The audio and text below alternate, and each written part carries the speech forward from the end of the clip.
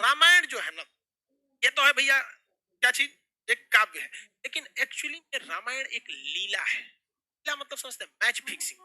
पहले से रामायण में हर चीजें क्या थी, फिक्स थी।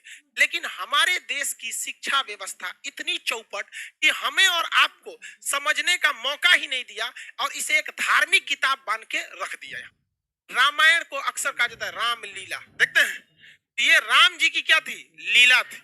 राम जी की क्या थी, लीला। अगर आप इसके छोटे से छोटे चीजों को अगर आप समझेंगे, कोई भी चीज को अगर समझेंगे, छोटे से छोटे चीज को, तो आज के जीवन में आपको बहुत सारी चीजें सीखने को मिलेगी। अच्छा ये बताइए, राजा दशरथ जी की पत्नी थी, वो कौन सी पत्नी थी जिन्होंने रथ में उंगली डाल के उनसे वचन मांगा? कौन थी? कैकई। उन्होंने क्या कहा था राजा दशरथ जी ने, कि हम तुम्हें एक वरदान देंगे।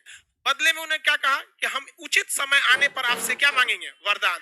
याद रखिएगा, आज के जीवन में अगर आप किसी से कमिटमेंट करते हैं तो तुरंत पूरा करवा लीजिएगा। ऐसा मत कहिएगा कि उचित समय आने पे हम तुम्हारे लिए करेंगे, वरना आने वाले समय राजा दशरथ जी की मृत्यु का कारण भी बने थे राम जी का वनवास। कौन बर्दाश्त करेगा वहां पे राम जी का? लक्ष्मण जी को तो वनवास नहीं था, वो तो साथ में चले गए थे, भाई के स्नेह में चले गए थे कि नहीं? तो ये आप इसका ध्यान रखें, ये क्या चीज था, ये आने वाले सत्य कलयुग के लोगों को दिखाने के लिए एक प्रेरणा की स्रोत थी। देखिए, आज उन सबको पता था भगवान जी को आने वाले समय में एग्रीमेंट वगैरह बहुत होगा, बिजनेस बिजनेस आगे जाएगा, जीएसटी वीएसटी, तो कैसे खुल के थोड़े बोलेंगे कि एग्रीमेंट में ऐसे ऐसे मत करना। वो दिखाया गया था कि इस लीला को समझिए, और अपने आने वाले जीवन में 100-200 साल, हजारों साल बाद आप इस जीवन में याद रखिएगा कि अगर आप किसी के प्रति एहसानमंद है तो उसका एहसान तुरंत चुकाइए। उसको अगर फ्यूचर पे टालेंगे तो हो सकता है कि आपको ऐसा जगह आके चोट देगी, फिर आपको भी काम खत्म हो जाएगा यहाँ पे। तो अभी याद रखेंगे, यहाँ पे आप इस रामायण में बहुत सारी चीजों को देखेंगे जो आज के वक्त में आपको अपने जीवन में बहुत काम देंगे।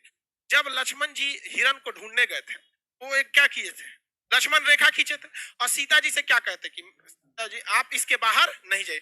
सीता जी कभी नहीं जाती उसके बाहर, कभी नहीं जाती। यदि रावण साधु का वेश नहीं बनाया होता तब। तो ये क्या संदेश देना चाहता है, कि हर साधु के वेश में समझा आया हुआ व्यक्ति सन्यासी नहीं होता है। कलयुग के वेश में अगर कोई भी आपका साधु बन के आता है तो हो सकता है कि वो आपके लिए लक्ष्मण रेखा पार कराने के लिए आया है।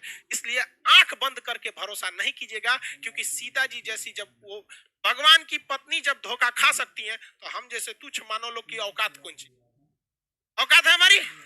और आज भी देखिए, आपको तांत्रिक लोग किसी किसी नाम पे आपको ठगेंगे।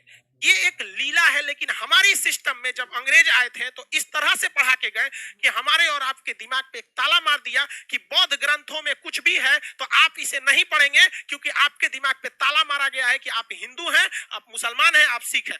अरे भाई, महात्मा बुद्ध ने कह के गए थे क्या कि हमसे तुमको कोई भी, बौद्ध लोग ही हमसे अपनी तमन्नाओं को मांगना या हमारी मन्नत मांगना, अगर कोई मुस्लिम या हिंदू हमसे कोई प्रार्थना करेगा तो हम पूरा नहीं करेंगे। क्या मर्यादा पुरुषोत्तम राम कहते क्या कि अगर हमसे कोई सच्चे दिल से मुस्लिम अगर हमसे अपनी प्रार्थना करेगा उसने मुसीबत में, तो हम उसकी पूजा नहीं, की प्रार्थना को नहीं सुनेंगे, कहेंगे भाग तू मुस्लिम है? क्या कहेंगे? नहीं। लेकिन हम लोग 200 साल तक अंग्रेजों के गुलाम रहे। देखिए, मुगलों के वक्त में भी हमारी संस्कृति पे आँच आई थी, मुस्लिम शासक के वक्त आई थी, लेकिन उन लोग की सोच दूरदर्शी नहीं थी, वो केवल हमारे सामाजिक क्षति किए।